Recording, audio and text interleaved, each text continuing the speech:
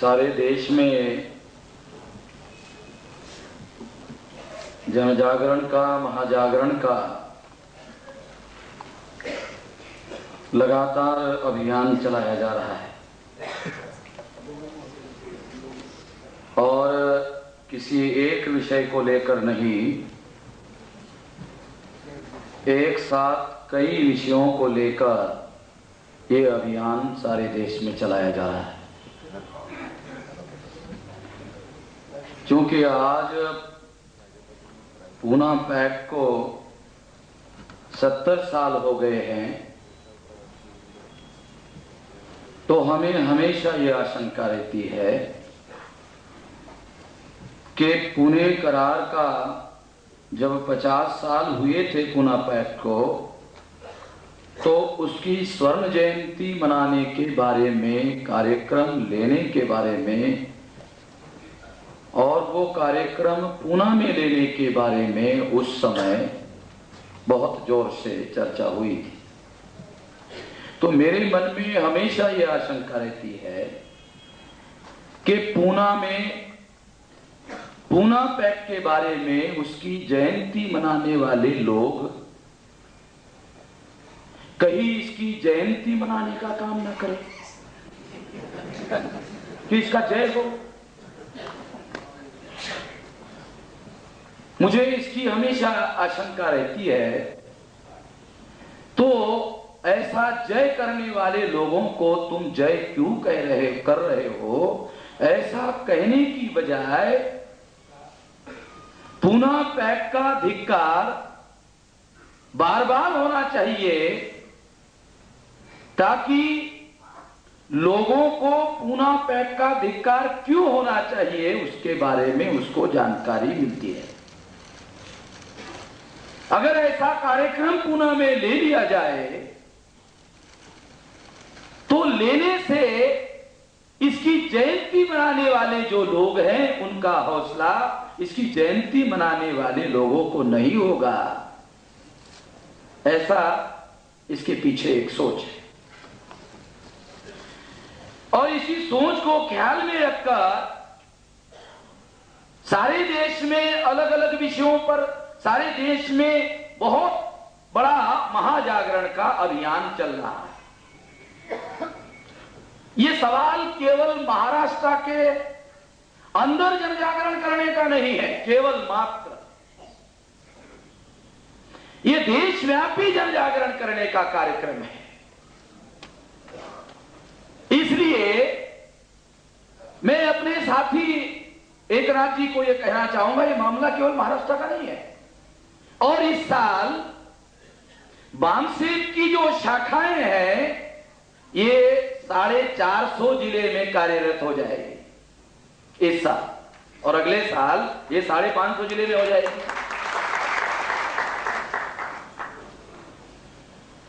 और जब ये 5000 तहसील में 2005 को पहुंच जाएगी तो साथियों 2005 से देशव्यापी आंदोलन शुरू किया जाएगा। देशव्यापी आंदोलन चलाने के लिए हम लोग एक अभियान जन जागरण का चला रहे हैं।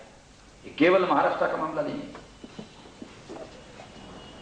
और केवल दलितों का, अनुसूचित जातियों का भी मामला नहीं है। ये एक बहुत बड़ा मामला है और आने वाले समय में ये खड़ा होगा, जिसकी हम तैयारी कर रहे हैं। साथियों, पूना पैक्ट के बारे में जब ये कार्यक्रम यहां पूना पैक्ट धिक्कार बारंबार, पूना करार धिक्कार बारंबार, ये कार्यक्रम आज जो महाजागरण का कार्यक्रम सारे देश में हो रहा है उसी कड़ी में एक विषय लेकर यहां ये कार्यक्रम हो रहा है। पूना पैक्ट 24 सितंबर 1932 को हुआ और 24 सितंबर 1982 को इसको 50 साल हुए।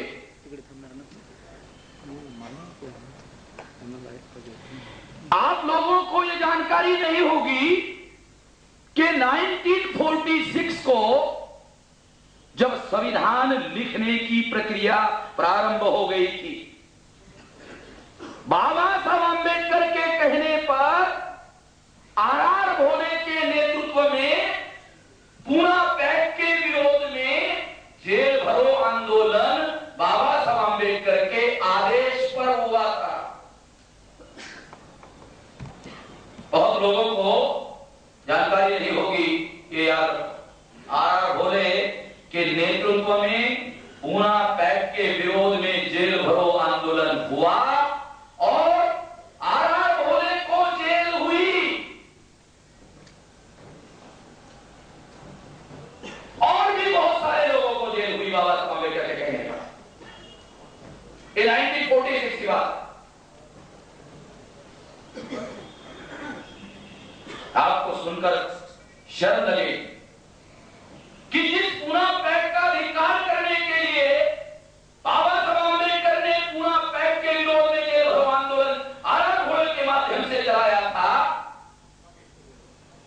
जब आर भोले कांग्रेस पार्टी के तरफ से मेंबर पार्लियामेंट बने, ये भी जानकारी आप लोगों को नहीं कि आर भोले बाद में कांग्रेस गए, कांग्रेस के मेंबर पार्लियामेंट हो गए और कांग्रेस भी इतनी खतरनाक पार्टी है कि उन्होंने 50 साल का जब स्वर्ण जयंती मनाने का प्लान बनाया तो कांग्रेस को याद होगा यही वो आर भोले है जिसने इसके विरोध में जेल भरो आंदोलन चलाया था। कांग्रेस ने उसकी पूना पैक्ट की स्वर्ण जयंती मनाने के लिए कमेटी बनाई, उसका चेयरमैन आर भोले को बनाया। महान संगठन। और जब उसकी खबर हम लोगों को लगी, जैसे ही खबर लगी, हमने उसके विरोध में पूना पैक्ट के धिक्कार का कार्यक्रम अनाउंस कर दिया। और जब पूना पैक्ट के धिक्कार का कार्यक्रम अनाउंस कर दिया, वो स्वर्ण जयंती मनाना चाहते थे, हम धिक्कार मनाना चाहते थे। जब हमने ऐसा कार्यक्रम घोषित कर दिया तो जानते हो क्या प्रचार हुआ? बाबा साहब आंबेडकर ने पूना पैक्ट पर साइन किया था और बामसेफ के लोग पूना पैक्ट का धिक्कार कर रहे हैं, इसका मतलब बामसेफ के लोग बाबा साहब आंबेडकर का धिक्कार कर रहे हैं। साला दिमाग जो है बेवकूफों का, उल्लुओं का। मैं सोचता था कि ऐसे उल्लू अब पूना से खत्म हो गए होंगे, ऐसे बेवकूफ और गधे खत्म हो गए होंगे, ऐसा मैं सोचता था। मुझे शर्म लगती है इस बात पर कि अभी भी कुछ बेवकूफ अभी पूना में है, अभी भी कुछ बेवकूफ उल्लू और गधे पूना में है। कुछ देर तक जगाने का अभियान चलाना होगा। अभी पूरा नहीं हुआ ऐसा मुझे लगता है, तब ये अधूरा काम है, पूरा नहीं हुआ। मैं उन लोगों को बेईमान नहीं कह रहा हूं, मैं उन लोगों को उल्लू, गधा और बेवकूफ कह रहा हूं, छोटी पदवी दे रहा हूं, क्योंकि बेईमान बहुत बड़ी पदवी होती है। छोटी पदवी दे रहा हूं। और बेवकूफ उल्लू और जो गधे होते हैं उनको जानकार बनाकर उनको अक्लमंद बनाया जा सकता है, बेईमानों को नहीं, क्योंकि बेईमान तो जानते हैं सारी चीजें। आर भोले बेवकूफ नहीं थे, वो तो सब जानते थे। वो हाईकोर्ट के जज रिटायर्ड थे, जानते थे सारी चीजें। हमारे लोग तो जानते ही नहीं है।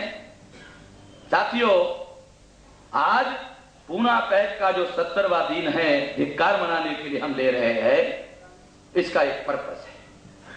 अब इसको 70 साल हो गए, इसका क्या पर्पस है? इसका पर्पस है कि अभी भी कुछ लोग हैं जिनको पूना पैक्ट का शब्द मालूम है, पूना पैक्ट क्या है और उसका क्या परिणाम हमारे समाज पर हुआ, इसके बारे में उनको एबीसी भी मालूम नहीं है। उन लोगों को जानकार बनाया जाना बहुत जरूरी है और इस बात को ध्यान में रखकर कि हमें ऐसा लगा कि अभी भी जानकार बनाने की जरूरत है, तो ये अभियान, ये विषय, ये आज का कार्यक्रम लोगों को पूना पैक्ट शब्द जो जानते हैं मगर इसके बारे में कुछ नहीं जानते, उन लोगों को जानकार बनाना इस कार्यक्रम का साथियों मकसद है। और इसी बात को ध्यान में रखकर आज का ये जो कार्यक्रम साथियों हमने यहां लगाया, तो ये जानकारी लेना बहुत जरूरी है। और इसी बात को ध्यान में रखकर हमने एक विषय भी लोगों को जानकार बनाने वाला बनाया। विषय बनाया कि पूना पैक्ट अगर नहीं हुआ होता तो उसका क्या परिणाम होता, और अगर पूना पैक्ट हुआ तो क्या परिणाम हुआ। ये जानकार बनाने के लिए ये विषय रखा गया है। तो जानकार बनाने की दृष्टि से ही मैं साथियों आप लोगों को जानकारी देना चाहता हूं। पूना पैक्ट का परिणाम क्या हुआ, इसकी जानकारी लेने के पहले, इस विषय पर बोलने के पहले थोड़ी पार्श्वभूमि विषय वस्तु को जानने और समझने के लिए जानना होगा। आपको याद होगा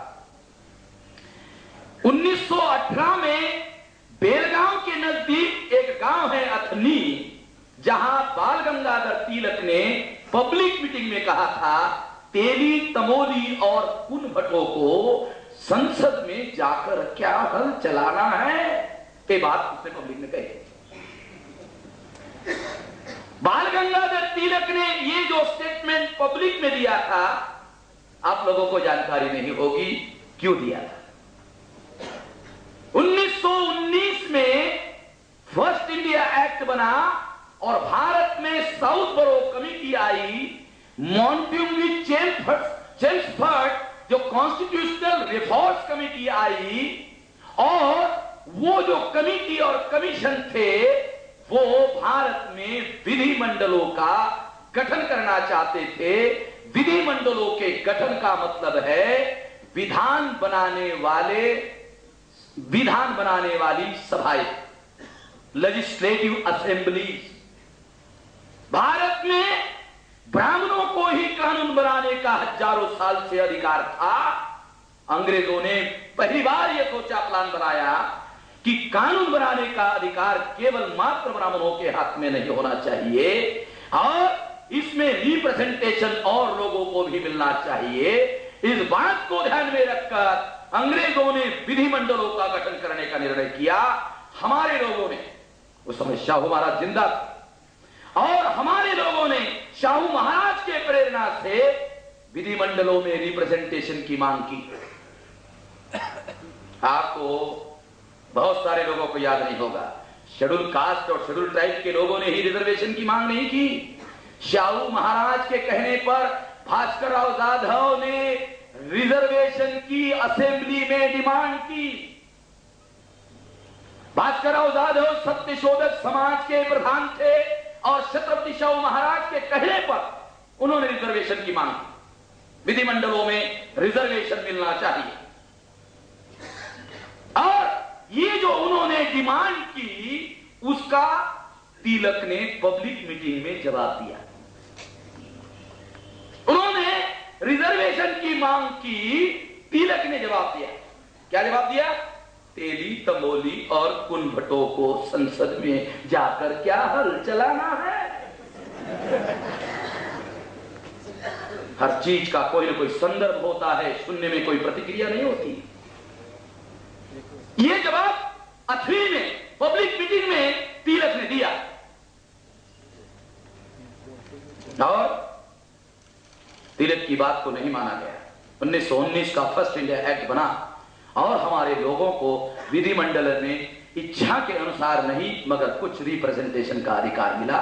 बाबा साहब अम्बेडकर को भी उनके कहने पर उन्होंने जो मांगी थी वो तो मंजूर नहीं हुई, मगर नॉमिनेशन का, रिप्रेजेंटेशन का राइट शेड्यूल कास्ट के लोगों को भी उपलब्ध हुआ, बैकवर्ड क्लासेस के लोगों को भी उपलब्ध हुआ 1919 के एक्ट में। और उस एक्ट में एक प्रोविजन था कि हर 10 साल बाद इसका रिव्यू होगा, इसकी समीक्षा होगी, और समीक्षा काय के लिए होगी कि अगर ये जो रिप्रेजेंटेशन है इसका विस्तार कैसे किया जाए, कैसे लोगों को और अतिरिक्त अधिकार बहाल किए जाए, इसके लिए हर 10 साल बाद समीक्षा होगी। और इस समीक्षा को करने के लिए अंग्रेजों ने साइमन कमीशन भारत में 1928 को भेजा और इसी वजह से बाबा साहब अम्बेडकर ने साइमन कमीशन का स्वागत किया। शाहू महाराज 1920 में उनका मृत्यु हो गया तो नहीं, मगर बैकवर्ड क्लासेस के लोगों ने भी बाबा साहब अम्बेडकर के साथ साथ साइमन कमीशन का स्वागत किया। लखनऊ में advocate SD. Singh Chaurasia, Shivdayal Singh Chaurasia backward classes के एडवोकेट, अभी 2 साल हो गया उनका मृत्यु हो गया। उन्होंने साइमन का स्वागत किया, बाबा साहब अम्बेडकर ने साइमन का स्वागत किया। तो गांधी और उनके कहने पर, क्योंकि तब तक गांधी जी कांग्रेस के नेता बन चुके थे, तिलक का भी मृत्यु हो गया था। गांधी जी ने कोई खास परिवर्तन नहीं किया, नीतियों में कोई परिवर्तन नहीं किया और साइमन कमीशन का गांधी जी ने विरोध किया इस आशंका के साथ कि कहीं 1919 के एक्ट के अनुसार इन लोगों को रिप्रेजेंटेशन का विस्तार, एक्सटेंशन कहीं अंग्रेज लोग ना कर सके। यह आशंका थी गांधी जी के मन में, कहीं इनको रिप्रेजेंटेशन ना बढ़ा दिया गया। मगर गांधी जी खुलकर इसका विरोध नहीं करना चाहते थे, इसलिए गांधी जी ने कारण बताया कि साइमन कमीशन पर भारतीय प्रतिनिधि नहीं लिया गया, इस वजह से मैं विरोध कर रहा हूं। ये हाथी के दिखाने के दांत थे, खाने के कुछ और होते हैं। ये बाद में सिद्ध हुआ। साइमन कमीशन का बाबा साहब अम्बेडकर ने स्वागत किया तो गांधी जी के कहने पर जो अखबार था, उन्होंने अखबारों ने, प्रचार माध्यमों ने डॉक्टर बाबा साहब अम्बेडकर को देशद्रोही घोषित कर दिया। बाबा साहब अम्बेडकर ने उसका जवाब दिया कि मुझे तुम्हारे देशभक्तों की और देशद्रोही की सर्टिफिकेट की जरूरत नहीं। मैं कौन हूं और क्या हूं मैं भली भांति जानता हूं, मुझे तुम्हारे सर्टिफिकेट की जरूरत नहीं। साइमन कमीशन का रिपोर्ट जब पब्लिश हुआ और जब उन्होंने पढ़ा, साइमन कमीशन ने सेपरेट मतपत्र जो बाबा साहब अम्बेडकर ने जोड़ा, जब उन्होंने पढ़ा तो दोबारा अखबारों ने लिखा कि डॉक्टर अम्बेडकर बहुत बड़े देशभक्त है। ये भी कहा तो बाबा साहब अम्बेडकर ने कहा मुझे तुम्हारे देशभक्ति का सर्टिफिकेट भी नहीं चाहिए, मेरे पास बहुत सारे सर्टिफिकेट है। ये जो विवाद हुआ, इस विवाद की वजह से साइमन पर फैसला लेने के लिए अंग्रेजों ने कांग्रेस को आश्वासन दिया। कितना विरोध किया। लाला लजपत राय जैसा आदमी साइमन कमीशन के विरोध में मारा गया। कल्पना करो कितना उग्र विरोध था हमारे लोगों को रिप्रेजेंटेशन देने के लिए। इसलिए अंग्रेजों ने कांग्रेस को आश्वासन दिया। क्या आश्वासन दिया कि साइमन के रिकमेंडेशन पर अमल करने के पहले कांग्रेस को पूछा जाएगा और सलाह दिया जाएगा। यह आश्वासन दिया अंग्रेजों ने। और यह आश्वासन की पूर्ति करने के लिए अंग्रेजों ने राउंड टेबल कॉन्फ्रेंस 1931 में इंग्लैंड में बुलाया। गांधी जी नहीं गए, क्योंकि गांधी जी को आशंका क्या थी कि इंग्लैंड में मेरे विरोध करने का कोई मतलब तो होगा नहीं। यहां मैं विरोध करता हूं, लोग मेरे साथ में हैं, वहां मैं जाऊंगा और लोगों को कहूंगा वहां कौन है हमारा, कहूंगा सत्याग्रह करो तो अंग्रेज थोड़ी मानने वाले गांधी जी। गांधी जी इस फर्स्ट राउंड टेबल कॉन्फ्रेंस में नहीं गए और गांधी जी छोड़कर सारे नेता गए, बाबा साहब अम्बेडकर भी गए। उन्होंने 4 मांगे मांगी: adequate representation, separate electorate, dual voting और एडल्ट फ्रेंचाइज। 4 मांगे। और ये मांगे जब उन्होंने मांगी, इसका रिपोर्ट पब्लिश हुआ फर्स्ट राउंड टेबल कॉन्फ्रेंस का और गांधी जी ने पढ़ा। फाइनल डिसीजन लेने के लिए सेकंड राउंड टेबल कॉन्फ्रेंस 1932 को बुलाई गई। गांधी जी को निमंत्रण नहीं था, कांग्रेस को कहा गया था प्रतिनिधि भेजो, गांधी जी चले गए। गांधी जी को लगा कि अब अगर मैं नहीं गया तो ये सारी मांगे जो है ये मंजूर हो जाएगी, तो ये मामला बिगड़ जाएगा। ये जो आजादी की लड़ाई हम अपने ब्राह्मणों के लिए लड़ रहे हैं, ये सब लोगों की आजादी में परिवर्तित हो जाएगा, ये खतरनाक हो जाएगा। इसलिए गांधी जी ने सेकंड डाउन टेबल कॉन्फ्रेंस में जाने का निर्णय किया और उन्होंने सोचा कि मेरी जो बड़ी बड़ी टांगे हैं, मुझे जाकर उसको अड़ाने का काम करना चाहिए। गांधी जी गए और गांधी जी ने जाकर वो सोचा कि अभी छुप कर रहना खतरनाक है, अभी खुलकर विरोध करना होगा। यानी जो चीज 28 को वो छुपकर सामने नहीं आना चाहते थे, उनको 32 को खुलकर सामने आना पड़ा और कहा कि डॉक्टर अंबेडकर की सारी मांगों को मेरा विरोध है। सिद्ध हुआ। क्या सिद्ध हुआ? कि साइमन कमीशन को विरोध करने का जो गांधी जी का कारण था वो झूठा था और असली कारण वो हमारे लोगों को विधिमंडलों में रिप्रेजेंटेशन देना नहीं चाहते थे। ये असली कारण था। ये बाद में 32 में एक्सपोज हो गया। साइमन कमीशन के विरोध का जो कारण उन्होंने उस समय बताया था वो झूठा साबित हो गया। उन्होंने कहा, गांधी जी के शब्द है, मुसलमानों को सेपरेट एलोकेट दिया जाता है, मैं उसका विरोधी नहीं हूं। एंग्लो इंडियन को दिया जाता है, मैं उसका विरोधी नहीं हूं। क्रिश्चियनों को दिया जाता है, मैं उसका विरोधी नहीं हूं।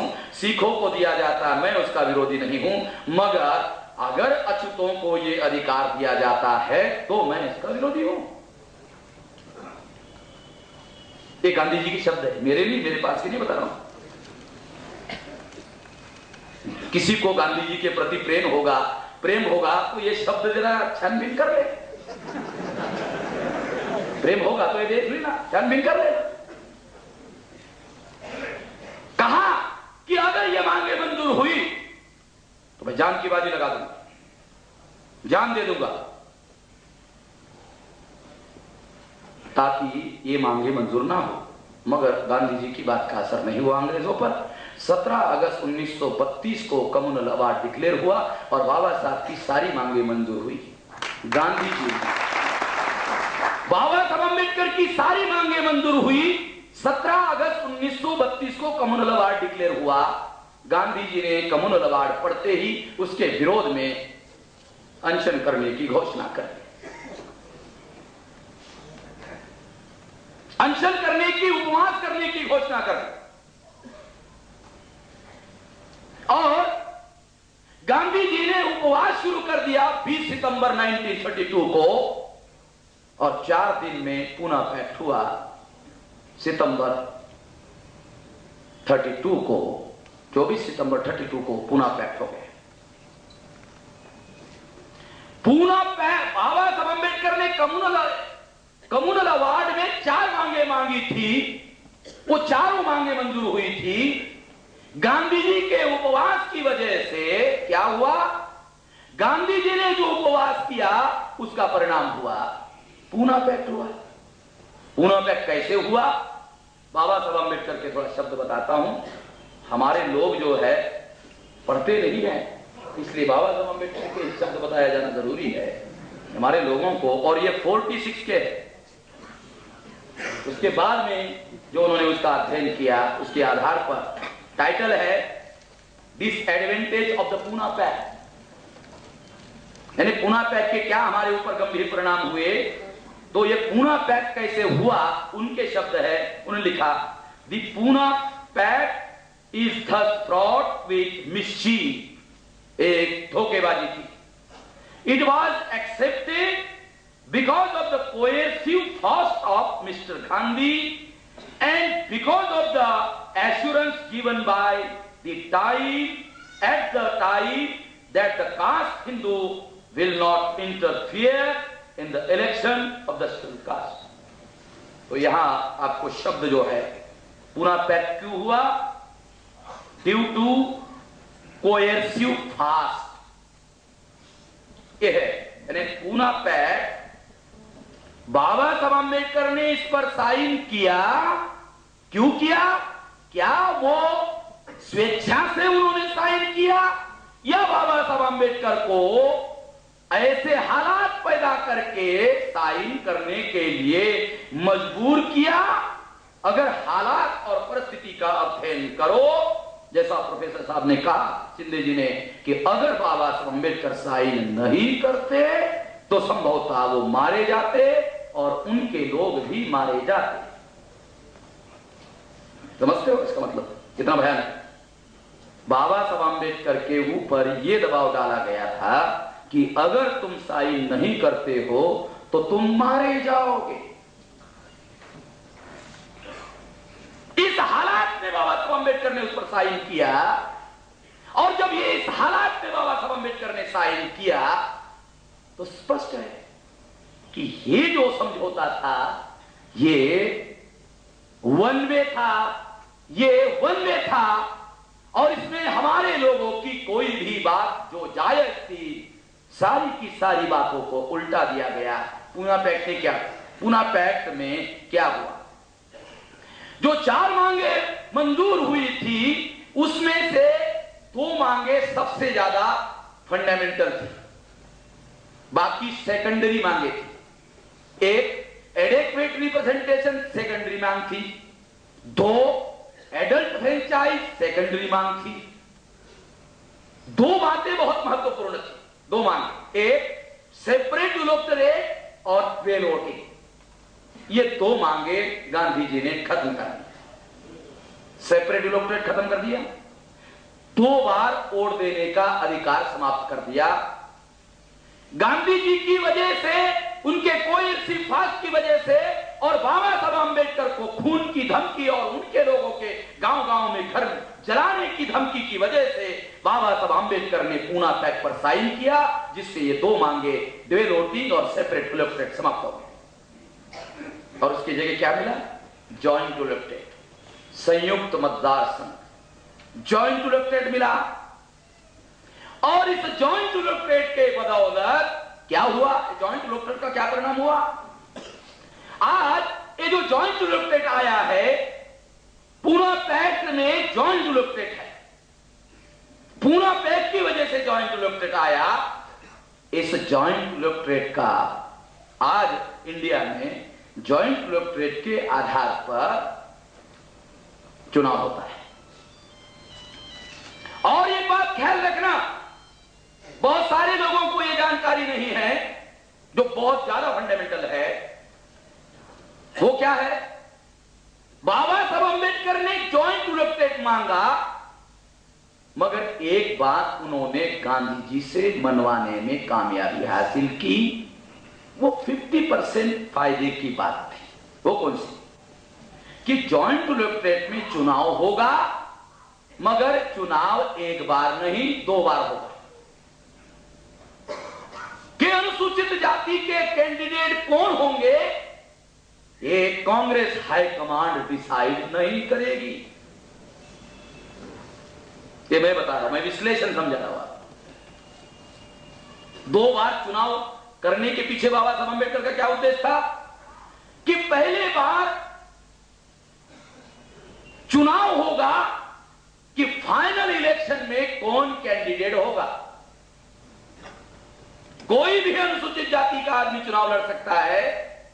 प्रेफरेंस में जिन 4 कैंडिडेट को क्रम के अनुसार वोट पड़ेंगे, फॉर एग्जांपल कि एक आदमी को वोट पड़े 80, एक को 50, एक को 40, एक को 30 और एक को पड़े 20, एक को पड़े 10, ऐसे अगर ये वोट पड़े तो क्रम के अनुसार 80, 50, 40 और 30 वाले 4 लोग फाइनल इलेक्शन के लिए ही लड़ पाएंगे, बाकी कोई भी चुनाव नहीं लड़ पाएगा।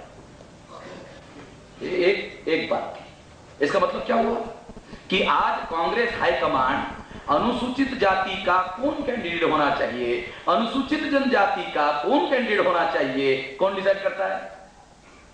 कांग्रेस हाईकमांड डिसाइड करता है। और कांग्रेस हाईकमांड किसको कैंडिडेट बनाती है?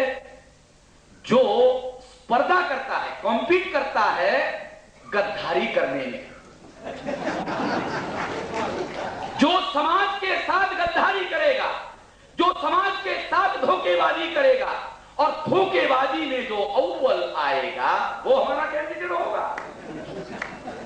कांग्रेस हाईकमांड ऐसा आज करती है। बाबा साहब अम्बेडकर ने 2 बार चुनाव का सिस्टम रखा और कैंडिडेट कौन चुनेंगे, तो कैंडिडेट चुनने का अधिकार हमारे लोगों का होगा। हमारे लोग कैंडिडेट चुनेंगे कि फाइनल इलेक्शन में कौन कैंडिडेट हो, हमारे लोग चुनेंगे। तो ये जो शैतान है, इस शैतान को 50% रिड्यूस किया गया, 100% नहीं, इस शैतान को 50% रिड्यूस किया गया। मगर जब संविधान लागू हुआ भारत में, तो कांग्रेस ने अपनी ओवरवेलमिंग मेजॉरिटी, जो उनकी मेजॉरिटी संविधान सभा में थी, उन्होंने 2 बार चुनाव का सिस्टम खत्म कर दिया। अब एक ही बार होगा और कैंडिडेट चुनने का अधिकार कांग्रेस हाईकमांड का होगा। अभी कांग्रेस हाईकमांड के सामने जो हमारे अनुसूचित जाति और जनजाति के लोग कुत्तों की तरह पूछ हिलाते रहते हैं, कुत्तों से भी बदतर पूछ हिलाते रहते हैं, तो ये 2 बार चुनाव से संभव नहीं होता। मगर आजाद भारत में कांग्रेस ने यह भी कर दिया। पूना पैक्ट के बाद का डेवलपमेंट है, ये पूना पैक्ट का डेवलपमेंट नहीं, मगर पूना पैक्ट से ही ये बात निकली। तो इस तरह से पूना पैक्ट के आधार पर क्या परिणाम हुआ, जो पूना पैक्ट हुआ उसके आधार पर इस पर क्या परिणाम हुआ। साथियों, पूना पैक्ट के आधार पर ज्वाइंट इलेक्टोरेट आया और ज्वाइंट इलेक्टोरेट के आधार पर, यह बहुत गंभीर बात है कि ज्वाइंट इलेक्टोरेट के आधार पर जो सिस्टम बनाया गया उसका क्या परिणाम हुआ, वो बातें हमारे लिए बहुत भयानक है। 1-2 नहीं, ये बातें भी हम लोगों को समझना चाहिए। नंबर 1, हमारे लोगों को केवल एक ही बात मालूम है, पूना पैक्ट ने जो ज्वाइंट इलेक्टोरेट लाया उससे दलाल और भड़वे लोग पैदा हुए, और ये दलाल और भड़वे पैदा करने का श्रेय गांधी जी को। गांधी जी महात्मा थे और महात्मा और दलालों का कोई संबंध नहीं हो सकता। जो महात्मा होता है उसका दलालों के साथ कोई संबंध नहीं होता, जो दलाल होता है वो महात्मा के साथ कोई संबंध नहीं होता। मगर यही मैं बता रहा हूं कि गांधी जी महात्मा थे तो सो कॉल्ड, और उन्हीं की वजह से ये दलाल और भड़वे पैदा हुए, क्योंकि इन दलालों और भड़वों के गांधी जी पिताश्री है। गांधी जी इसके पिताश्री है। जो लोग उसको बहुत बड़ी नैतिक सत्ता मानते हैं, मैं ये कह रहा हूं, गांधी जी दलालों और भड़वों के पिताश्री थे।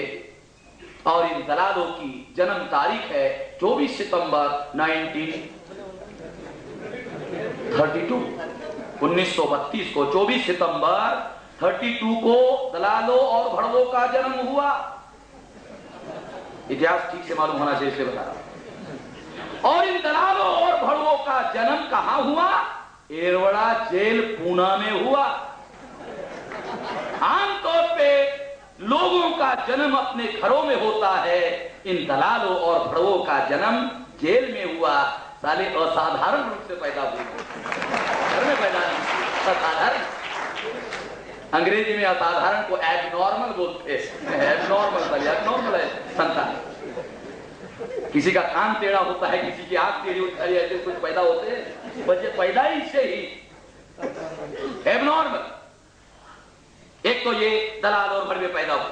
आप जानते हो ये दलाल और भड़वों का संविधान में 330वें आर्टिकल के तहत लोकसभा में 119 SC/ST के मेंबर पार्लियामेंट चुनकर जाते हैं, 1050 एमएलए चुनकर जाते हैं, और हर 10 साल बाद पॉलिटिकल रिजर्वेशन का एक्सटेंशन किया जाता है।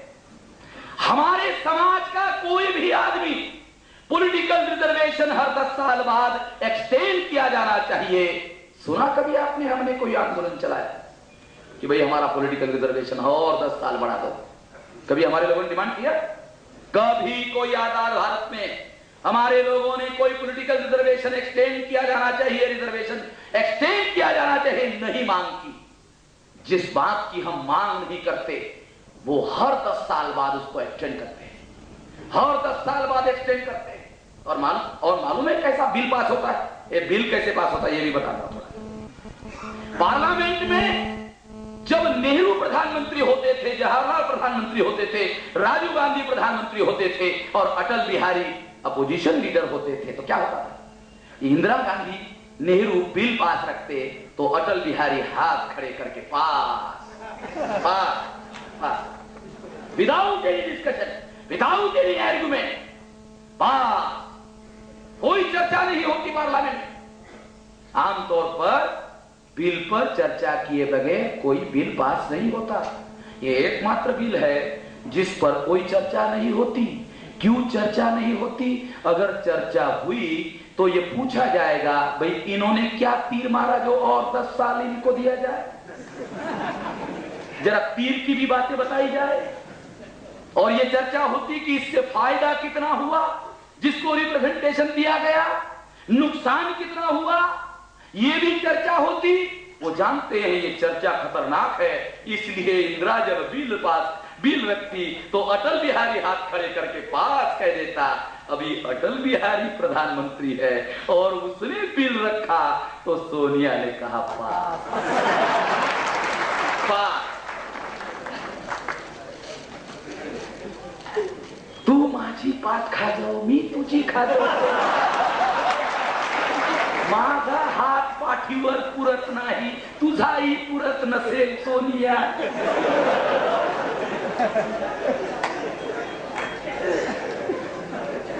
ये दो बदमाशों का एक म्यूचुअल अंडरस्टैंडिंग है और इसके तहत बिल पास होता है पार्लियामेंट में।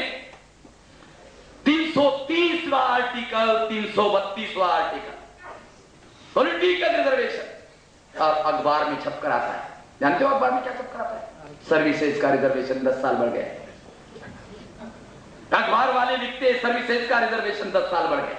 ये सर्विसेज का रिजर्वेशन नहीं, क्योंकि सर्विसेज का रिजर्वेशन आर्टिकल 15(4), आर्टिकल 16(4) में है। ये 330 और 332 में नहीं है। ये देख लेना, मेरे पास संविधान की कॉपी है, संविधान की कॉपी,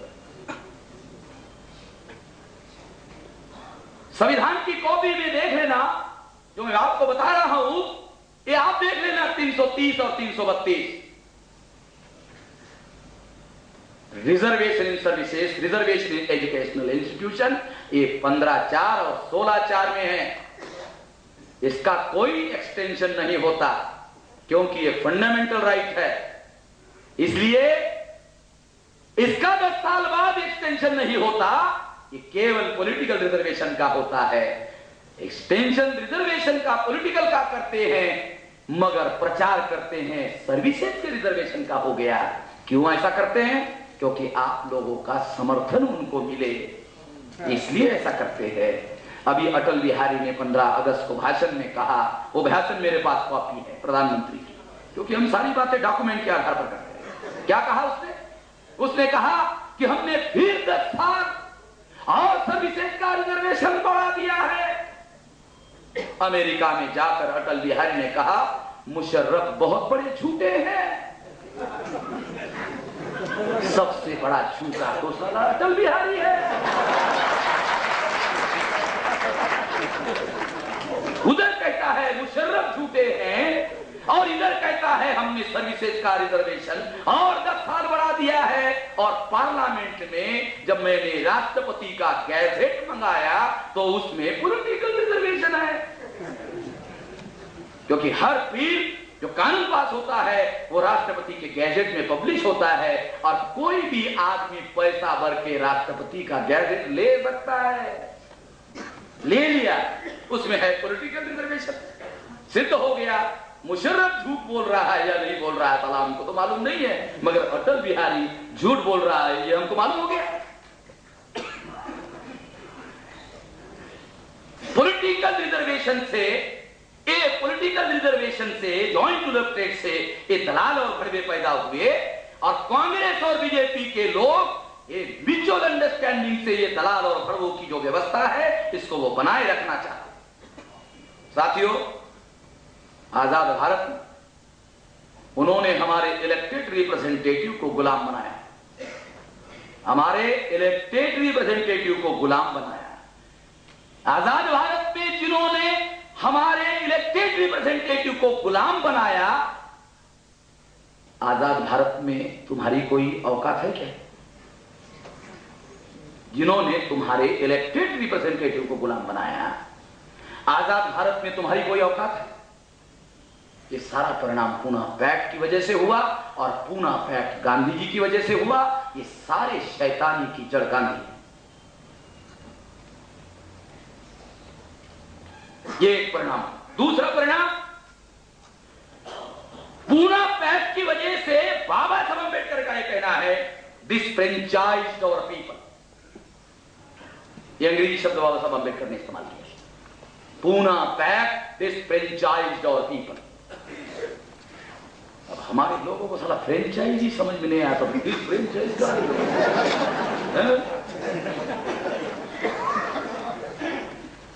हमारे लोग बाबा साहब अम्बेडकर की जय जयकार करने में बहुत महान है। बाबा साहब अम्बेडकर की जय, बाबा साहब अम्बेडकर की जय, बाबा साहब अम्बेडकर जिंदाबाद, जय भी बोलो और किधर भी चलो, जिधर मौका मिलता उधर चलो, जय भी बोलो, जय भी बोलो, जय भी बोलो और जितना सत्यानाश करना चाहते करो, हमको कोई इतराज नहीं है, जो करना चाहते। छत्तीसगढ़ में एक आदमी ने बहुत अच्छी बात की। उसने क्या कहा, हम बाबा को मानते हैं, बाबा की नहीं मानते। एक लाइन में बहुत बढ़िया बात कही। हम बाबा को मानते हैं, बाबा की नहीं मानते। हम बाबा को मानते हैं, बाबा की नहीं मानते। मैं बाबा की बता रहा हूं, आपको बाबा की बता रहा हूं। बाबा ये क्या बताया, पूरा पैक्ट डिसफ्रेंचाइज्ड आवर पीपल। ये फ्रेंचाइज का क्या मतलब है? एडल्ट फ्रेंचाइज, प्रौढ़ मताधिकार। संविधान ने हमको मताधिकार दिया। लोकतंत्र में सबसे बड़ा अधिकार मताधिकार का अधिकार होता है। क्यों? क्योंकि सारा लोकतंत्र मताधिकार पर खड़ा होता है। सारा लोकतंत्र मताधिकार पर खड़ा होता है। और बाबा साहब अम्बेडकर ने कहा, वो जो मताधिकार है, वो मताधिकार पूना पैक्ट ने डिसफ्रेंचाइज कर दिया। इसका क्या मतलब है? वोट देने का अधिकार रखा, पूना पैक्ट ने वोट देने का अधिकार बहाल रखा, मगर हम जिसको चुनना चाहते हैं हम उसको चुन नहीं सकते। जिसको हम चुनना नहीं चाहते वही हमारा प्रतिनिधि बनता है। एक लाइन में बता रहा हूं इसका मीनिंग क्या है, क्योंकि मीनिंग समझने के लिए भी थोड़ा बाल झड़ाना पड़ता है। हमारे लोग बोलते साले काय बाबा साहब को पढ़ने से साला टेंशन होता है, वो किताबें रखो सामने, लाइब्रेरी में दिखनी चाहिए करके, साले टेंशन बहुत होता है। समझना पड़ता है, उसमें दिमाग गुजारना पड़ता है। वो बस बाबा की जय बोलो, बहुत खत्म हो गया,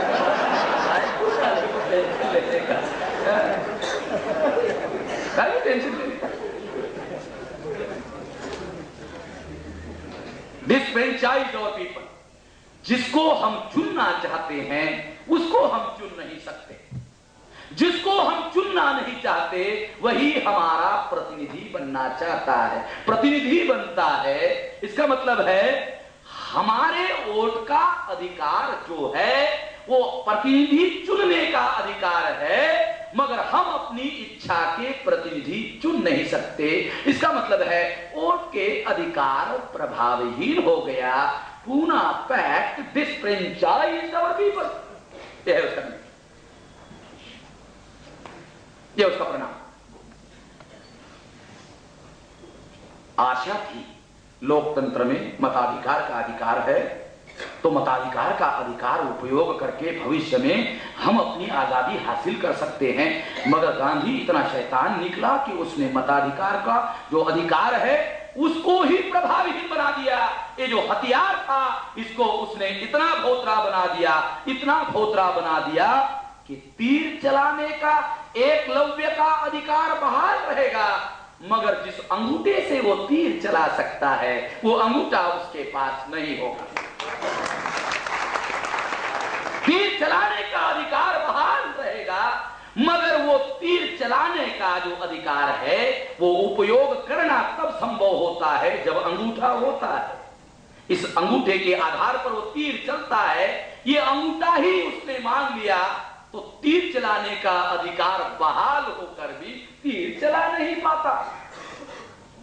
जो एकलव्य के साथ महाभारत में धोखा हुआ, वही धोखा गांधी ने बाबा साहब अम्बेडकर के साथ करके करोड़ों एकलव्यों के साथ वो धोखा गांधी ने किया।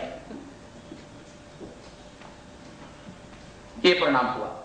तीसरी बात, अनटचेबिलिटी, ड्वेल वोटिंग से अनटचेबिलिटी खत्म हो गई होती बरकरार है। अनटचेबिलिटी जो आज बरकरार है वो 2 बार वोट देने के अधिकार से खत्म हो गई होती। कैसे?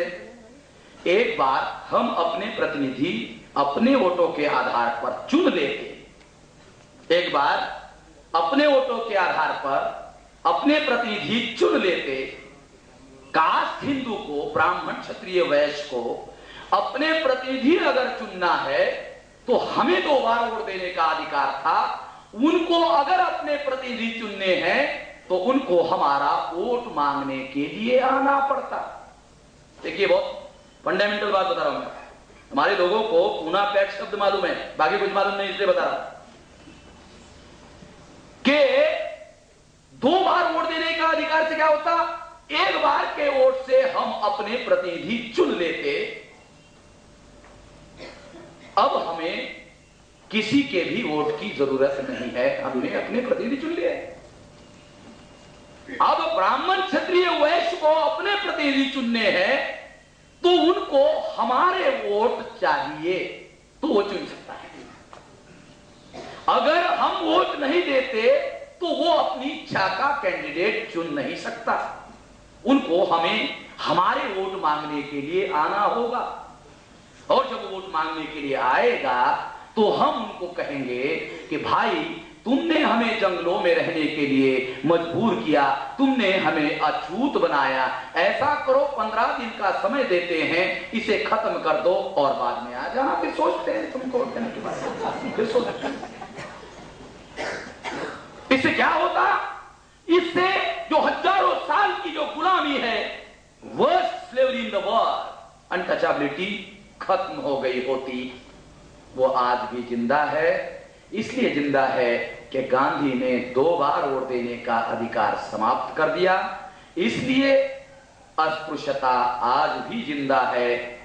दुनिया में ये प्रोपेगेंडा किया कि गांधी की वजह से अस्पृश्यता खत्म हो गई, और रियलिटी अस्पृश्यता आज भी जिंदा है, इसका फैलाव हो रहा है। और इसके लिए अगर कोई मुझे पूछे कि एक आदमी का नाम बताओ, दूसरों का नहीं, तो केवल एक आदमी का नाम अगर बताया जाए तो केवल मात्र मोहनदास, करमचंद और गांधी ही है, जिसकी वजह से आजाद भारत में अनटचेबिलिटी जिंदा है। तो केवल गांधी इसके लिए जिम्मेवार है। और अगर कोई चाहते हैं कि इसके लिए सार्वजनिक रूप से टीवी पर बहस किया जाए तो मैं गांधी के चेलों को चुनौती देता हूं कि मैं टीवी पर भी बहस के लिए तैयार हूं, ये सिद्ध करने के लिए कि आज अगर अनटचेबिलिटी है तो केवल मात्र मोहनदास, करमचंद और गांधी की वजह से, और किसी की वजह से नहीं। मैं आपको असाधारण उदाहरण देना चाहता हूं। सुप्रीम कोर्ट के जस्टिस रिटायर हुए जस्टिस कृष्णा अय्यर, उसने अपने जजमेंट में लिखा कि रोम ने अपनी गुलामी को खत्म किया, अमेरिका ने अपनी गुलामी को खत्म किया, यूरोप ने अपनी गुलामी को खत्म किया, भारत ने भी अपनी गुलामी को खत्म किया। भारत ने अपनी कौन सी गुलामी को खत्म किया? भारत ने अपनी अस्पृश्यता नाम की गुलामी को खत्म किया। भारत ने क्या किया? उसने जजमेंट में लिखा, the word untouchability is abolished. The word untouchability is abolished and not the thing. Bharat ने क्या किया? अनटचेबिलिटी नाम का शब्द हटा दिया, अनटचेबिलिटी को नहीं हटाया। Justice Krishna Iyer supreme court का, अब सुप्रीम कोर्ट का जस्टिस ये कह रहा है, इस पर और कमेंट्री करने की जरूरत नहीं है। ये अनटचेबिलिटी आज भी बरकरार है, इसके लिए गांधी जी ने बात और कोई भी नहीं। चौथी बात, 17 अगस्त 1932 को बाबा साहब अम्बेडकर की 4 मांगे मंजूर हुई।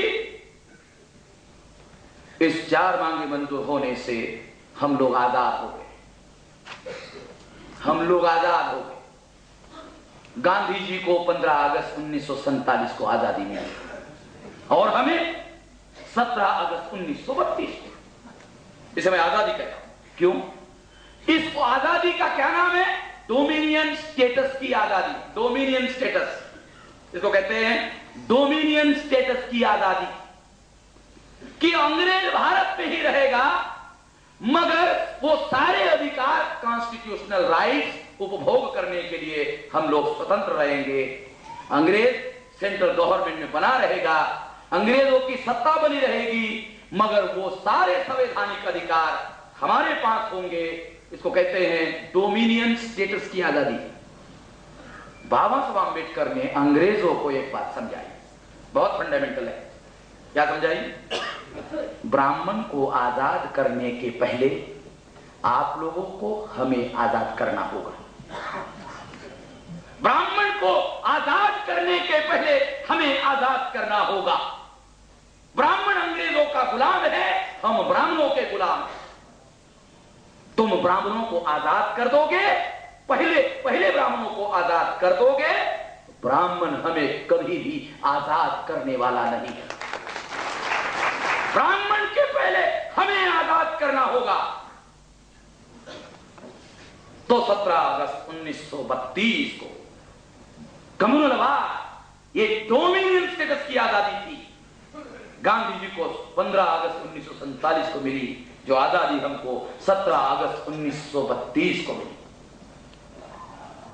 इस आजादी को पूना पैक्ट के माध्यम से गांधी जी ने गुलामी में तब्दील कर दिया। इस आजादी को क्या किया गांधी जी ने? गांधी जी ने इस आजादी को गुलामी में तब्दील कर दिया, पूना पैक्ट करके। क्योंकि गांधी का आजादी का आंदोलन सब लोगों के आजादी का आंदोलन नहीं था। गांधी के आजादी का आंदोलन उनके आजादी का आंदोलन था, हमारे लोगों के आजादी का आंदोलन नहीं था। ये प्रणाम। साथियों, इसके बाद में हम लोगों को इसके जो बृहद परिणाम हुए, उन परिणामों की थोड़ी हाइपोथेटिकल समीक्षा करनी होगी। तो शिंदे जी ने एक बात आपको कही, वो बहुत फंडामेंटल है, बहुत फंडामेंटल चीज है। कौन सी? कि अगर बाबा साहब अम्बेडकर साइन नहीं करते तो उनको और उनके लोगों को गांव-गांव में जलाकर मारा जाता और बाबा साहब अम्बेडकर की हत्या हो गई। ये फंडामेंटल चीज, यही तो वो चीज थी जो कांग्रेस में पैदा की, यही तो वो चीज थी जो गांधी जी ने पैदा की, यही तो वो चीज थी जिसके लिए बाबा साहब अम्बेडकर ने अंग्रेजी शब्द इस्तेमाल किया, कोएर्सिव फास्ट। इस शब्द में वो तारीफ की जाती है, कोएर्सिव फास्ट।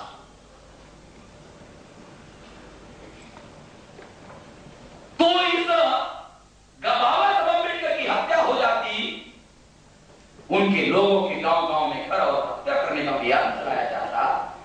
ये अभियान गांधी जी ने नहीं कहा था, मगर अखबारों में ऐसे छपाया जा रहा था कि अगर डॉक्टर आम्बेडकर ऐसा नहीं करते तो जिनके लिए उन्होंने अधिकार मांगे उनको गांव-गांव में चलाया जाएगा, मारा जाएगा। उनको खून की धमकी के पत्र तो आ चुके थे, खून की धमकी के जो पत्र थे वो तो आ चुके थे, उनको रिटर्न धमकी के पत्र थे उनके पास में। साथियों, ये जो बातें हुई, इसके बावजूद भी हम थोड़ा विश्लेषण कर, हाइपोथेटिकल विश्लेषण किया जा सकता है। हाइपोथेसिस उसको बोलते हैं, एक परिकल्पना होती है, ऐसा होता तो क्या होता, ऐसा ना होता तो क्या होता। इसको बोलते हैं रिसर्च मेथोडोलॉजी में, इसको हाइपोथेटिकल मेथोडोलॉजी। थोड़ा इसका मैं हाइपोथेटिकल मेथोडोलॉजी के तहत थोड़ा विश्लेषण आपको समझाता हूं, इससे पूना पैक का असली चित्र आपको समझ में आएगा। हाइपोथेटिकल समझाता। साथियों, अगर पूना पैक नहीं होता, अगर पूना पैक नहीं होता तो सेपरेट इलेक्ट्रेट होता, और सेपरेट इलेक्ट्रेट होता तो आजाद भारत में बाबा साहब अम्बेडकर के समय 119 एससी और एसटी के मेंबर पार्लियामेंट चुनकर आते,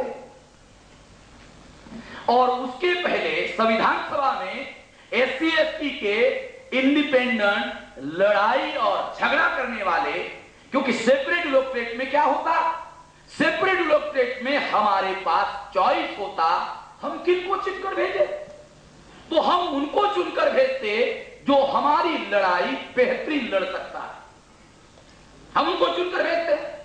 तो संविधान सभा में अगर हम बेहतरीन लड़ाई करने वाले लोगों को चुनकर भेजते तो क्या होता, संविधान सभा में गांधी जी ने एक भी अदर बैकवर्ड क्लासेस का आदमी कांग्रेस की तरफ से संविधान सभा में नहीं भेजा। इस शेड्यूल कास्ट शेड्यूल ट्राइब के लोगों को मालूम नहीं है, जो बाबा साहब अम्बेडकर की जय जयकार का नारा लगाते हैं उनको मालूम नहीं है कि बाबा साहब अम्बेडकर को बैकवर्ड क्लासेस के लोग अपना नेता नहीं मानते थे। बैकवर्ड क्लासेस के लोग गांधी जी को अपना मसीहा मानते थे, आज भी मानते हैं। उस गांधी जी ने संविधान सभा में एक भी बैकवर्ड क्लास का आदमी कांग्रेस की तरफ से चुनकर नहीं जाने दिया, और बाबा साहब अम्बेडकर के लिए स्टेटमेंट इश्यू करवाया कि डॉक्टर अम्बेडकर के लिए संविधान के सभा के दरवाजे ही नहीं खिड़कियां भी बंद है। बैकवर्ड क्लास का एक भी आदमी जब संविधान सभा में कांग्रेस ने चुनकर नहीं भेजा गांधी जी के जिंदा होते हुए, ये गांधी जी का ओबीसी के प्रति विश्वासघात था। इसलिए बाबा साहब अम्बेडकर को संविधान सभा में ओबीसी की भी लड़ाई लड़नी पड़ी। बाबा साहब अम्बेडकर को ओबीसी की भी लड़ाई संविधान सभा में लड़नी पड़ी,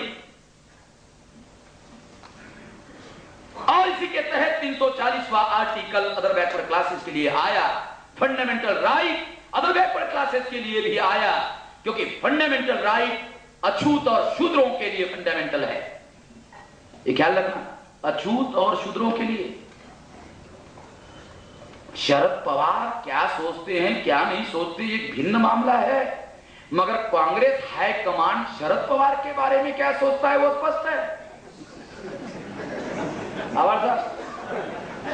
क्या सोचता है, शरद पवार को हाईकमांड में बोलने की आजादी नहीं है, ये क्या लग रहा। जब उसने बोलने की आजादी का अधिकार का उपयोग किया तो कांग्रेस हाईकमांड ने शरद पवार को अपना रास्ता दिखा दिया, भाई शरद पवार आपके लिए हाईकमांड नहीं, चल जाओ बाहर जाओ। फंडामेंटल राइट केवल शेड्यूल कास्ट शेड्यूल ट्राइब का मामला नहीं था, वर्ण व्यवस्था में जो शूद्र पिछड़े वर्ग के लोग हैं उनके लिए भी फंडामेंटल राइट का मामला बाबा साहब अम्बेडकर ने संविधान सभा में उठाया, वो कांग्रेस से बात करवाया, अपनी सारी ताकत लगाई। आदिवासियों के लिए अलग सूची बनाई, अनुसूची बनाई, उसके लिए विशेष अधिकार दिए। आज भी आदिवासी लोगों को वो विशेष अधिकारों की जानकारी ही नहीं है, अमल करने की बात छोड़ो, वो जो विशेष अनुसूचियां जो उन्होंने जोड़ी आदिवासियों के लिए बताई नहीं है।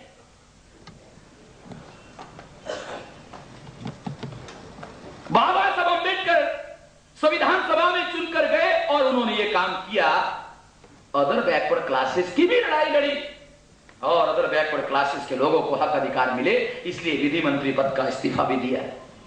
उनका इस्तीफा पढ़ लेना, उसमें अदर बैकवर्ड क्लासेस के लोगों को रिजर्वेशन के लिए कमीशन नियुक्त ना करना, इस बात के आधार पर बाबा साहब अम्बेडकर ने इस्तीफा दिया। उसके 4 कारण है, उसमें यह भी कारण है। साथियों, तो बाबा साहब अम्बेडकर अगर सेपरेट इलेक्टोरेट होता तो क्या होता, बाबा साहब अम्बेडकर के साथ साथ संविधान सभा में और भी अनुसूचित जाति और जनजाति के रिप्रेजेंटेटिव चुनकर जाते तो जितने संविधान में हमारे लोगों को हक और अधिकार मिले उससे और ज्यादा हक और अधिकार मिलते। लड़ाई करने का काम बाबा साहब अम्बेडकर को अकेले को ही करना नहीं पड़ता और लोग भी करते। नहीं करते तो बाबा साहब अम्बेडकर के पीछे खड़े रहे। 26 जनवरी 50 को जब संविधान लागू हुआ तो उसके बाद क्या होता? पार्लियामेंट के पहले चुनाव में सेपरेट इलेक्टोरेट अगर होता तो 119 एससी एसटी के प्रतिनिधि लड़ने और झगड़ने वाले चुनकर जाते और कांग्रेस का कोई कैंडिडेट चुनकर नहीं जाता तो क्या होता? 119 लोगों का समर्थन बाबा साहब अम्बेडकर के समर्थन में होता तो बाबा Saheb Ambedkar recognised opposition leader बनते। हाइपोथेटिकल समझ रहा हो? इसको कहते हैं हाइपोथेटिकल थिंकिंग। चीजों को समझना है तो हाइपोथेटिकल थिंकिंग करनी पड़ती है। रिकॉग्नाइज्ड अपोजिशन लीडर बनते और वो बैकवर्ड क्लासेस का मसला टेकअप करते, वो माइनॉरिटी का मसला टेकअप करते तो बैकवर्ड क्लासेस के लोग और माइनॉरिटी के लोग उनके साथ आकर मिल जाते। पहले चुनाव में आते, दूसरे चुनाव में आते और तीसरे चुनाव में फाइनली 65 तक बाबा साहब अम्बेडकर और उनके माध्यम से चलाया हुआ जो आंदोलन है उन लोगों को पूर्ण बहुमत 1965 तक मिल जाता। अगर सेपरेट इलेक्टोरेट होता, पूना पैक्ट नहीं होता तो 65 तक पूर्ण बहुमत मिल जाता और पूर्ण बहुमत मिलते ही सारे देश पर मूल निवासियों का कब्जा होता और मूल निवासी लोग आजाद हो गए होते।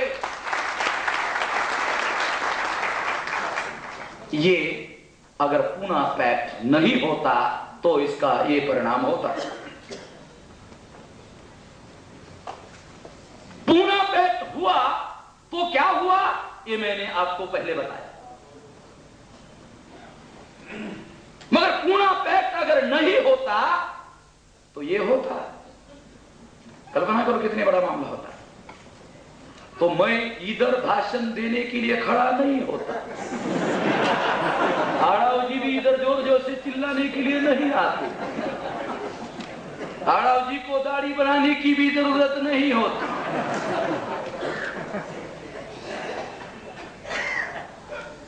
पूना पैक्ट अगर नहीं होता ये होता और हम इस देश के हुक्मरान बनते, हम इस देश के आजाद हो जाते। आजाद भारत में आज भी हम आजाद नहीं हैं।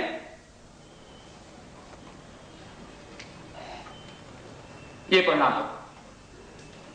साथियों अब सवाल है ये सब नहीं है, विपरीत परिणाम हो रहा है तो इस विपरीत परिणाम से हमारे समाज को आने वाले समय में कैसे बचाया जाए? इस बात को, ये जो विपरीत भयानक परिणाम हुआ, ये बात सही है जो आड़ाव जी ने कही कि पूना पैक्ट से होने वाला जो परिणाम है इसको रोके बगैर हमारी आंदोलन की गाड़ी सारी आगे बढ़ने वाली ही नहीं है। एकदम सही है। ये इतना पक्का उन्होंने ब्रेक लगाया, पूना पैक्ट में इतना जोरदार ब्रेक लगाया कि हमारी गाड़ी आगे जाने वाली नहीं। तो हमको क्या करना होगा? तो हमको क्या करना होगा? ये बात करने के पहले एक बात मैं आप लोगों को बताना चाहता हूं कि एक कार्यक्रम 27 सितंबर को पूना में हो रहा है। पुणे कराराची 70 वर्ष स्वतंत्र मतदार संघाची मागणी की आंबेडकरी धम्म क्रांती, ये हमारे कार्यक्रम के बाद में एक कार्यक्रम इधर हो रहा है। उसमें क्या लिखा है? आजच्या संदर्भात पुणे कराराचा अधिकार व स्वतंत्र मतदार संघाची मागणी करणे सहानपणाचे आहे काय? 1946 को बाबा साहब अम्बेडकर ने स्टेट्स एंड माइनॉरिटी नाम का जो किताब लिखा, उस किताब में सेपरेट इलेक्टोरेट की मांग की भी है और ये first volume states and minorities पढ़ लेना। रिटर्न में, ओरल नहीं है, रिटर्न में 1946 को बाबा साहब अम्बेडकर ने किया, 32 के बाद में 16 साल के बाद। एक पढ़ लेना। मगर मैं आपको कुछ और बात बताना चाहता हूं। हमको भविष्य में क्या करना होगा उसके बारे में। मैं सेपरेट इलेक्टोरेट मांगने के हक में नहीं हूं, मैं इसके पक्ष में नहीं। आज के तारीख में अभी वो हालात नहीं है, अभी वो परिस्थिति नहीं है, अभी हालात कहीं और आगे बढ़ गए हैं। अभी सेपरेट इलेक्टोरेट की मांग पूर्ण होना भी संभव नहीं है, क्योंकि अंग्रेज नाम का थर्ड एलिमेंट भारत में था, इसलिए सेपरेट इलेक्टोरेट की मांग करना संभव था, मांग करना भी संभव था। अभी हमारे डिटरमिन एनिमी पावर में है, मांग करना भी संभव नहीं है, मांग करना भी संभव नहीं है, इसलिए मैं इसके फेवर में नहीं।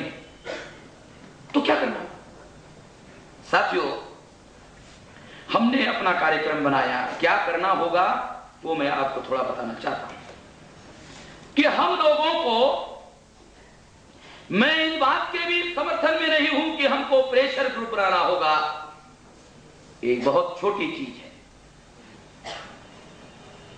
मैं इसके पक्ष में नहीं हूं।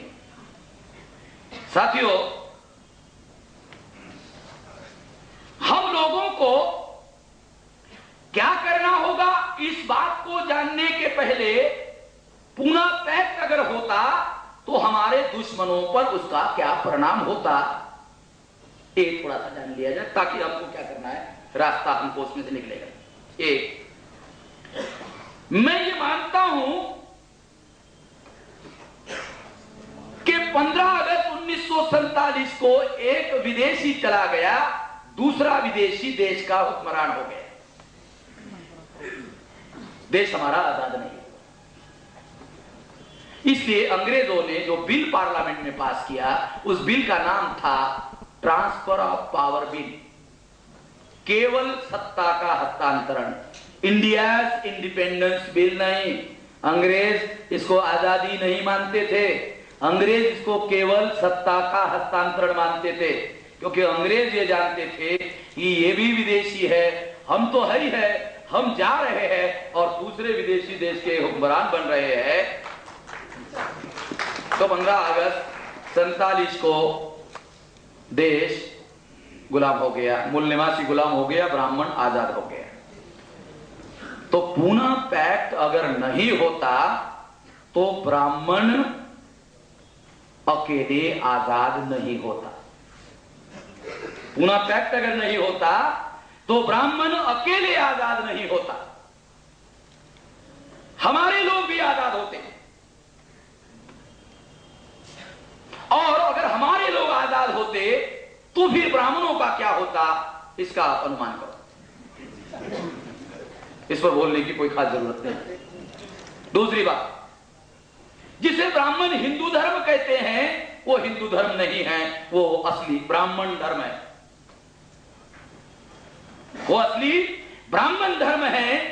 अगर पूना पैक्ट नहीं होता तो ब्राह्मण धर्म खत्म हो गया होता, क्योंकि गांधी जी कहते थे हिंदू धर्म खत्म हो जाएगा, तो हिंदू नाम का कोई धर्म नहीं है, ये असली ब्राह्मण धर्म है, ये ब्राह्मण धर्म खत्म हो गया होता। अगर ब्राह्मण धर्म खत्म हो गया होता तो ब्राह्मण धर्म ने ही हमारे लोगों को आज तक गुलाम बना रखा, अगर ब्राह्मण धर्म खत्म हो गया होता तो हमारे लोग क्या होते, आजाद होते। ये परिणाम हमारे दुश्मनों पर होता, ये बात साथियों निश्चित रूप से हम लोगों को समझना होगा। तो इसलिए 15 अगस्त 1947 को ब्राह्मण भारत आजाद हो गया और मूल निवासी भारत गुलाम हो गया।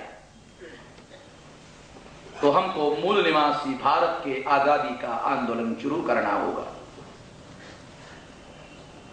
कुछ लोग मास्टर चाबी की बात करते हैं, अच्छी बात है, मास्टर चाबी होनी चाहिए, मगर हम लोग ने जो प्लान बनाया वो प्लान क्या है कि 2004 तक 550 जिले में हमारा संगठन पहुंचना चाहिए, 2006 दिसंबर तक 5000 तहसीलों में पहुंचना चाहिए, 2007 दिसंबर तक 50,000 ब्लॉक में पहुंचना चाहिए, 2009 दिसंबर तक 6 लाख गांव में पहुंचना चाहिए। और एक गांव में अगर 200 लोगों को आप तैयार करते हो तो 6 लाख इंटू 200 लोग 12 करोड़ लोग। गांधी जी ने 1 करोड़ लोगों को सड़क पर उतारा था तो अंग्रेज भाग गए थे। हम लोग अगर 12 करोड़ लोगों को सड़क पर उतार दे तो क्या हो? तो हमें अपनी आजादी का आंदोलन शुरू करना होगा। हमें अपने आजादी की लड़ाई शुरू करनी होगी। हमने आजादी की जंग लड़ने का ऐलान कर दिया। लड़ाई लड़ने का हमने निर्णय कर लिया कि ये आजादी की जंग लड़नी होगी, आजादी की लड़ाई लड़नी होगी। ये हमने फैसला कर लिया। केवल एक बात शेष है, केवल एक बात बाकी है। वो कौन सी? इस जंग को जीतने के लिए, इस लड़ाई को जीतने के लिए तैयारी करनी होगी। इस लड़ाई को जीतने के लिए हम लोगों को समाज की तैयारी करनी होगी। अगर हम अपने समाज की तैयारी करने में कामयाब हुए तो साथियों, गांधी जी अगर 1 करोड़ के आधार पर अंग्रेजों को भगा सकते हैं तो हम निश्चित रूप से हमारे लोगों को जगाकर तैयार करके अपनी आजादी की जंग लड़ सकते हैं और हासिल कर सकते हैं। इसके बारे में मुझे किसी किस्म का कोई किंतु परंतु नजर नहीं आता। और अगर इस हॉल में बैठने के लिए लोगों को जगह नहीं मिल रही है, अगर इसका संकेत आपको समझ में आए, अगर आप लोगों को इस बात का अगर कोई एक होता है बोलना और सुनना, और एक कुछ भी बोला नहीं जाता मगर वो जो कुछ भी माहौल है वो बोलता है, उसकी संकेतिक भाषा होती है। अगर इस हॉल में लोगों को बैठने के लिए जगह नहीं मिल रही है और ये अभूतपूर्व नजारा आपको देखने को मिल रहा है कि स्टेज बोलने वालों के लिए होता है, इधर सुनने वालों ये भी इतिहास ही होगा, ऐसा माना जाना चाहिए कि स्टेज बोलने वालों के लिए होता है, सुनने वालों के लिए नहीं होता। अगर सुनने वाले स्टेज पर भी बैठकर सुन रहे हैं तो इससे कुछ संकेत ग्रहण करो। संकेत ये है कि हम अपने समाज की तैयारी करना चाहते हैं और लोग कह रहे हैं हम तैयार हो रहे हैं।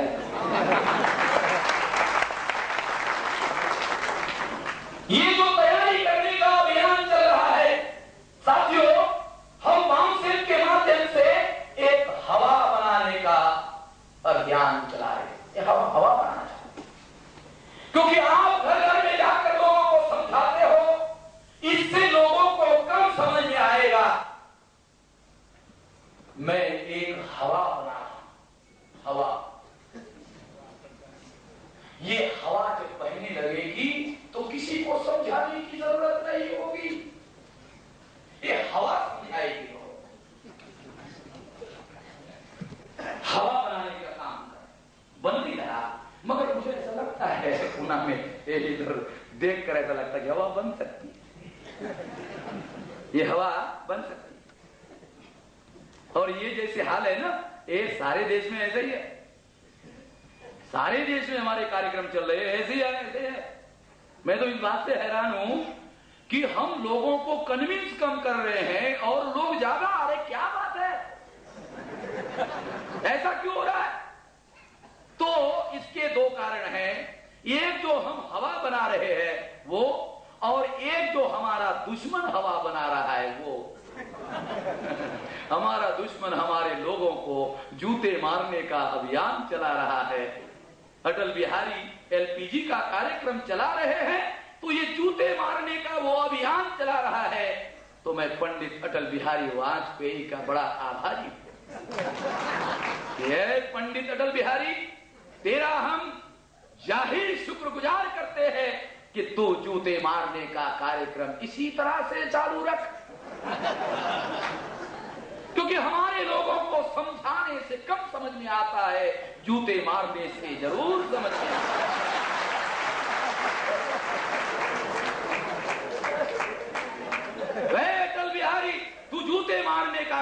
कार्यक्रम जारी रख। इसके लिए हम तुम्हारे आभारी हैं, बहुत आभारी है, मन से आभारी है, आढ़ाव साहब के तरफ से भी आभारी है।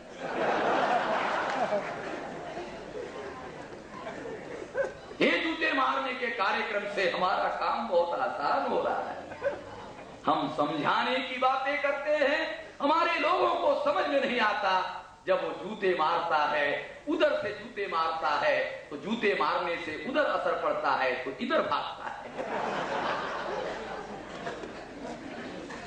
कहावत है, जब गीदड़ को मौत अपनी नजर आती है तो वो कहते हैं इधर भागता है।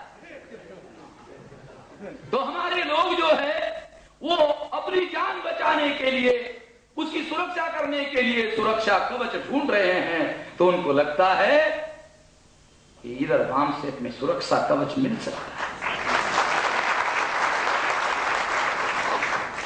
कई जगह आरपीआई के कुछ लोअर लेवल के कार्यकर्ता है जो ईमानदार है, उनको कोई दलाली से लेना देना नहीं है। वो क्या कहते हैं? वो कहते हैं अब कोई अगर कर सकता है तो एक आशा बची हुई है, बाम से कर सकता है। कौन? वो लोग कहते हैं। तो मुझे भी लगता है कि ये जो आशा हम लोग पैदा कर रहे हैं, बना रहे हैं, साथियों, मामले छोटे छोटे लड़ाई के नहीं लड़ने होंगे। छोटे लड़ाई में बड़े मसले हल नहीं होते। बड़ा मसला हल करो तो सारे छोटे मसले अपने आप हल हो जाते हैं। लड़ाई आजादी की होगी और आजादी के साथ मास्टर चाबी साथ में आ ही जाएगी। मास्टर चाबी के साथ आजादी नहीं आती, आजादी के साथ मास्टर चाबी आती। आजादी की लड़ाई जो है ये ऐलान हो गया है, केवल उसकी अब तैयारी बाकी है, तैयारी शेष है, केवल तैयारी करना होगा। और इस तैयारी में मुझे ऐसा लगता है कि पूना के लोग निश्चित रूप से हमारे साथ में हैं और ये साथ और सहयोग आने वाले समय में और बढ़ता रहेगा। जो जानकारी आप लोगों को इस माध्यम से दी गई है, ये जानकारी जन जन तक फैलाने का आप लोग काम करोगे, इस आशा और विश्वास के साथ मैं अपनी बात समाप्त करता हूं। धन्यवाद।